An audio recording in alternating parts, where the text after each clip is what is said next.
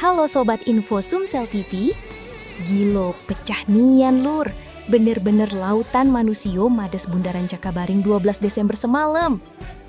Bayang kebae, dari sore uwong lah bejubel nak solawatan bareng Habib Syekh sama Pak Wali Ratu Dewa.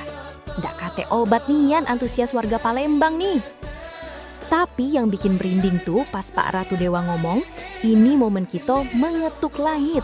Ini bukan cuma kumpul-kumpul, tapi doa jeritan ati kita buat dulur-dulur yang lagi dapat musibah atau kehilangan gawe.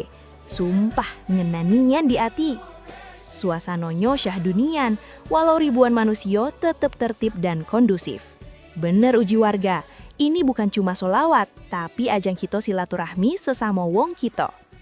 Semoga agenda ca ini terus ado yo tiap tahun. Palembang berkah, Palembang Darussalam.